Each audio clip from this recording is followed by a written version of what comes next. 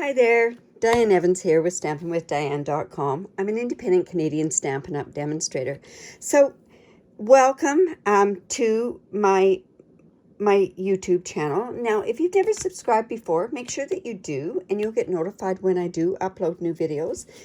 Also, if you hit that bell down below, you'll also get notified every time that I upload a new video.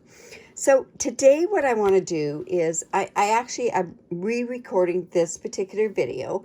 It's something that I had done on my Facebook Live, and I'm doing a series now on how do you use that product. I've got it now. What do I do now? So anyways, it's this craft ink, the Stampin' Craft Ink. This is actually a really old case, but now it comes uninked, and you get your refills. Or your Stampin' refills with it, and you ink it up yourself. I've had several of these when they used to do the re-inking on there, and they'd come in packages and it'd be all oozed out, so it's best that they do it this way. And we're also going to be using this beautiful hand pen suite. So I want to show you, like I say, this is an old type of, a really old type of stamp pad, but I want to show you how you re-ink. So you're just going to take your re-inker and you're just going to rub it across here. Don't go deep into it because it is the foam rubber, and you can actually tear that foam rubber, so you want to be really careful about that. For my technique that I'm doing, I want to put something on the lid, so I'm just putting that there now. And then I just take a spoon. You can take any kind of a spoon. You can take a disposable spoon, or just take a spoon like this. It washes off really easy, and then that way you've got this part inked, re-inked. And then you just want to make sure that you clean that before it touches anything else. So anyways, so let's get going on this particular thing. I'm actually doing a couple of really neat different techniques with this craft ink. There's so many different ways that you can do it. It works great with dark colored cardstock, but I decided I wanted to show a couple of techniques and do a card using this hand penned. I wanted to do it, like I say, for the group that's on my Stampin' Up, my Stampin' with Diane group. So what I'm going to do is I'm going to use actually this stamp. I'm just going to take that out and I'm just going to mount it. Now what I'm doing is, normally what you can do is you could, I'm going to put this on a bigger ink pad or a bigger block.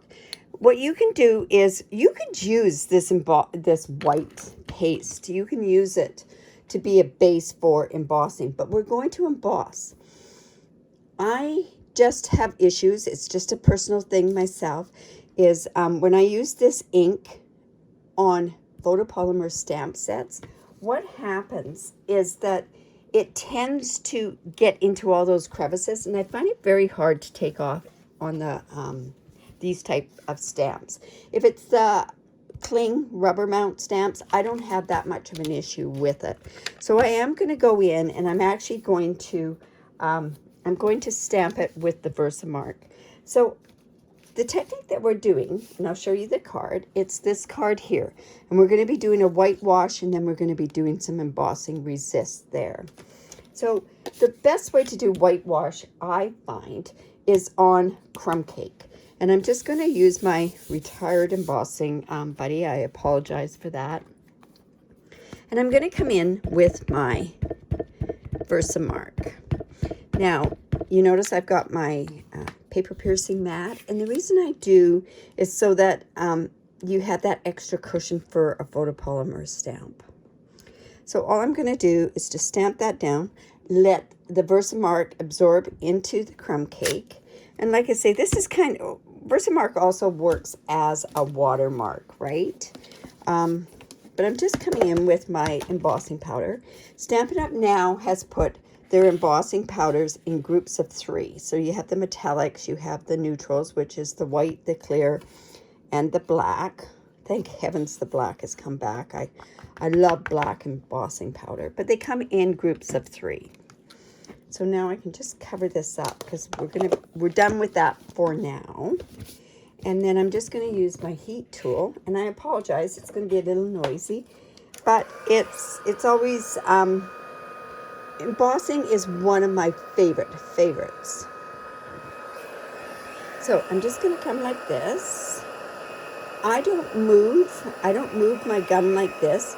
You tend to overheat when you move your gun like that. So I just start it, and once it starts, I start moving the paper underneath. And it's so important that you make sure that you've got all of it done. And we'll be able to check. But you just see it starts going shiny from the matte look.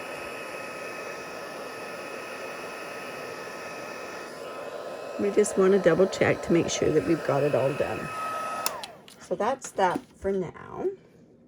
And then this is where the whitewash comes in. So I could use my water painters.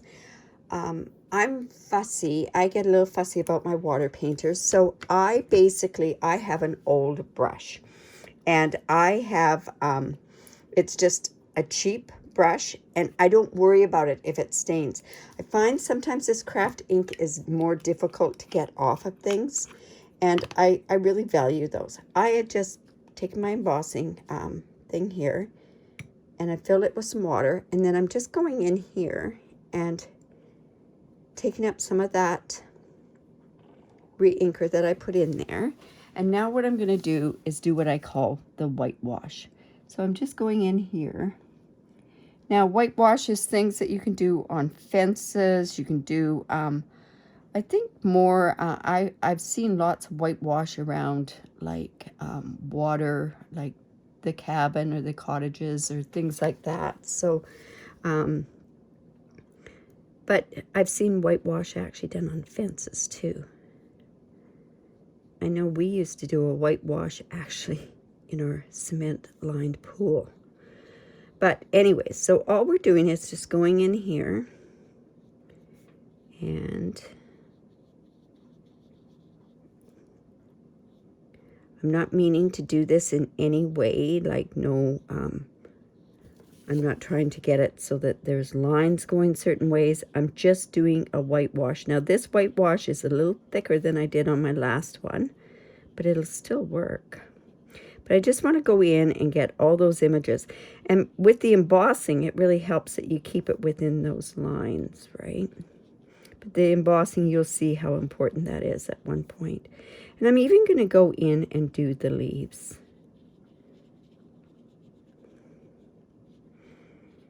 And then just... But it's so important that you get all of these done. And you know, this is, it's kind of an arty type look to this. So, you know, being exact right to the lines, I don't think are that important as well. But that depends on the style of crafter that you are. If you are very meticulous how you do things, then take the time. I would take a smaller brush if that's how I felt about that. I just wanted a bigger brush so that it would go faster on screen. So I'll just go in and just try to go around to get more of those edges all in there. So now what we want to do is, I'm just going to close this up, is we just want to let that dry. Very, very important. This part is probably one of the most important parts of the whole technique, is to make sure that you let this dry. So we're going to set that aside, and we're going to continue to do a couple of other things that we have to do for our card. Now, my card base is the polished pink. I've got it at 5.5 by 8.5, and it's scored at 4 1/4. I always put my measurements on my blog post, and there will be a link to my blog post down below here. So let's just go and fold that and use our bone folder. We want a nice crisp fold. I also have a piece that's for the inside. I've cut it a little bit smaller. We can think about how we want to decorate that after. But we have this piece that's 4 by 5 1/4. We're going to use that for the front. And another thing that I did was I used these scallop contour or the scallop contour dies. this is a must-have. It goes along with the color and contour. It's in a bundle that has beautiful flowers with it as well. But this has so many different scallops that you can use on there. So I've used the third largest one there. So this is where I'm now going to do something with this particular piece while I'm letting this dry, right? So we have our stencils. So what I'm going to do is I'm going to go in and I'm just going to take a piece of tape. My goodness. Normally I would use washi tape, but I don't have any more washi tape. We don't carry it anymore, and I sold all of my washi tape. So I'm just going to stick that on there for now, and I'm going to stick this piece in here, and I'm just going to line it up. Now, it's pretty hard to see where I've got that paper, but it's right underneath there. Now, the other part, you know what? First of all, I'm going to be doing some embossing with this. So I want to go back in with that embossing folder. I mean, this particular technique won't really matter if the embossing folder or the embossing paste goes where it shouldn't go. Now, I have a few of these old sponges. We don't have them anymore, but use any kind of a sponge. You can use a sponge dauber for this as well, but I'm just using this. I dedicate this particularly just for my my craft ink. So I'm just going to go in, and I'm kind of just doing this wherever. So I want to just lift that up, and I can kind of see where I've got that. I might want to go just back in a little bit more on those spots where I was. And I think I'm going to leave it at that. It's pretty hard to see this on the white, but I'm sure we've got it on there pretty good. So if I do that, you can see I've got some spots on there. Now I'm coming back in with the embossing powder, because the technique I'm going to be doing on here is what we call an emboss technique, emboss resist technique. See, I've got lots of these dots on here. I probably didn't even really want that many dots. But you know what? It's going to work. I'm going to make it work. Do we have any that looks kind of not where it should be? No, it looks all good. Now I'm just putting the lid back on there because I know what kind of a stamper I am. And I'm coming back in with the heat tool. We want to make sure it's good and heated. I'm just going to put this off to the side. And now I'm just going to go in and I'm going to emboss this. Again, I'm not moving the gun. I'm just moving the paper.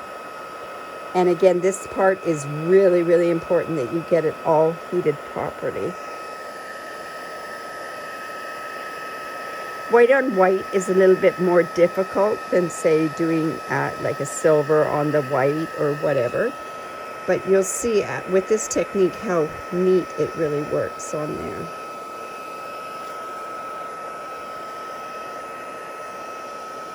So we're just going back in.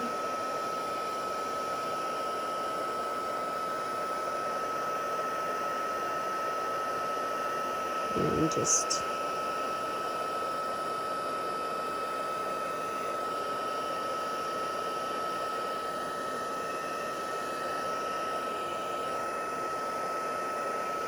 Now there's some that are not as much with the embossing, but that's okay. It'll be okay with this particular technique that I'm doing. So now what I want to do is I just want to let that just cool off a bit, and I'm bringing in my soft succulent ink pad. And I'm also going to bring in one of our blending brushes. I think this is going to work really, really well with this particular color on there. And then I'm just going to take my blending brush, and I always use it like this. I rub it off there, and then I'm just going to go, and we're going to get some of that ink, and this is just giving us a background on our particular card. Some of this and a lot of this are going to be below, or it's not even going to show. See, I've got a bit of, I don't know what that is there.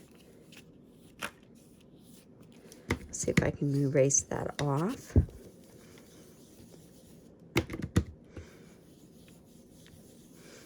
See why you rub that off there? That way you get the swirls. We don't really want those swirls to show up there. Not sure what I've got. And we'll just do it around here so that we've got that background there. Now, I'm not sure what this is. I do have an eraser that I'm going to try to see if maybe it's just, you know what? It looks like it was just, I'm not sure what it was. In any event, then once you've done that, you want to take a cloth, a Kleenex, that sort of stuff, and just rub off that, the ink that's on that embossing.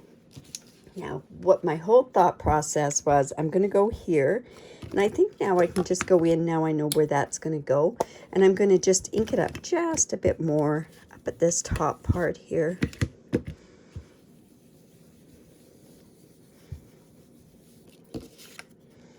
It's going to go there.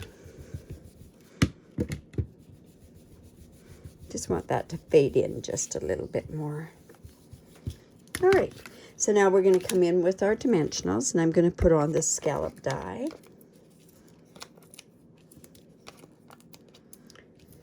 And then I'm putting one in the middle because we don't want the die to dip down. And then, of course, we'll just use our Take Your Pick tool to take these off.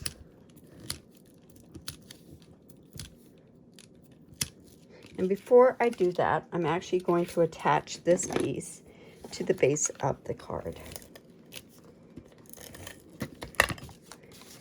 Let's just put it, don't like that blotch there.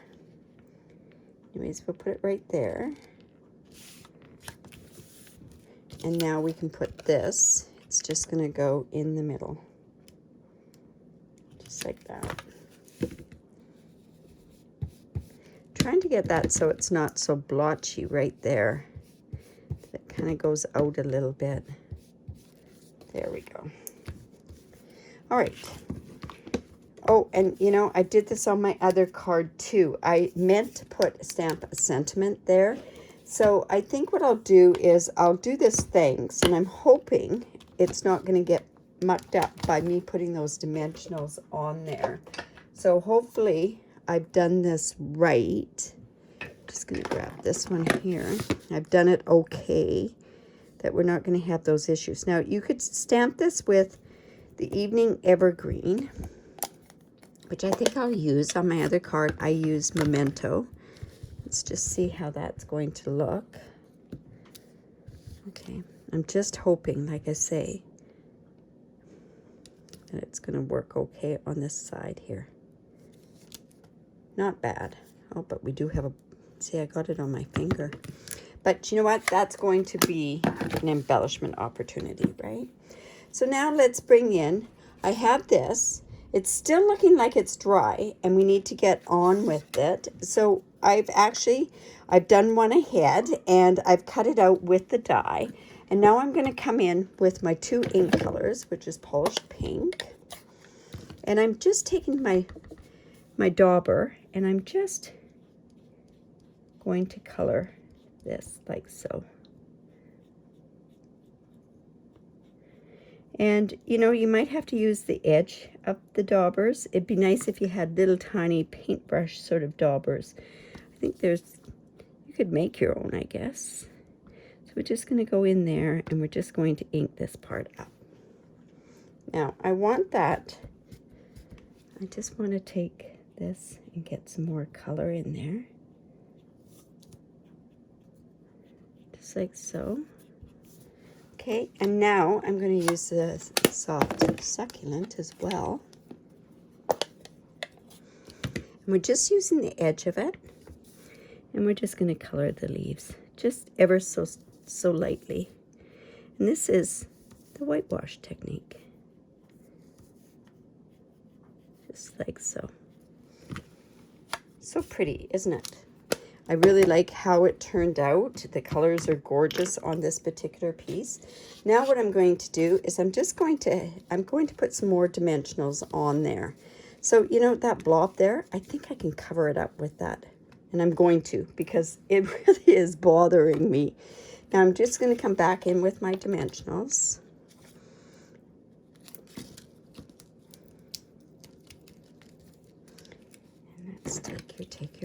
tool. I don't know what I'd do without this tool, that's for sure. And let's just put this up here. Now, like I say, I can cover that blob. Don't know why I didn't think of that sooner. And now what we can do is I'm going to come in with this soft succulent open weave ribbon, and I'm just going to tie a bow. This is a little coarser, this ribbon. It's not a real soft ribbon. So I say it with all bows, but always go in and make sure that you tie your bow very tight. And by tying it tight, your bow is going to stay tied. There we go. Let's go there.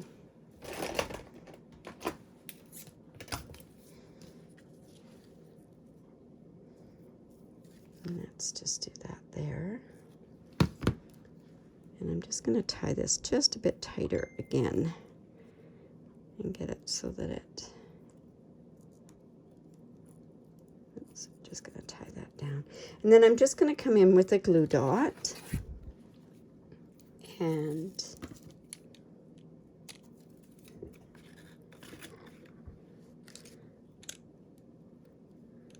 you say tight is good, because that was loosening up, and I don't know why. I think because I keep pulling on these ends here, but we want that. Let's get that really small and then pull it tight. There we go. So I'm just going to put this on the back. I'm going to put this around the sentiment, and then we're going to give it a bit of a haircut. Oops, I meant to do that more on an angle. There we go. And now we also have these Genial Gems. These have a bit of a gold fleck in them, but they're really nice and shiny. So I'm going to take one of these. I'm going to take it this way. And I'm going to put it right on that spot that I've marked up. There we go. And then we can go ahead and, whoops, where did that gem go to? Well, we're going to put another gem there. And let's go and put another one, say, about here. And then let's put another one just over here as well. Just found the gem. All right, so there we go. So there's our card. I hope you enjoyed that. I think it's the whitewash technique is a lot of fun. Like I say, we learned how to do the emboss resist. We want to actually stamp something on the inside. So I'm going to take that same stamp that I used, and I'm going to do this very easily. I'm not going to make too much of a bother with it. I'm just going to take my my polished pink. Just going to take it. We're going to just stamp it in the corner like so. Oops, I should have had that paper piercing mat under there, but I didn't. And we're just going to put that inside the card like so. Here we go. And you can put a sentiment on the inside as well. So I hope you enjoyed that. Like I say, remember to subscribe to my YouTube channel. Give me the thumbs up. Leave a comment. I love reading the comments, and I will reply to them if you have lots of questions.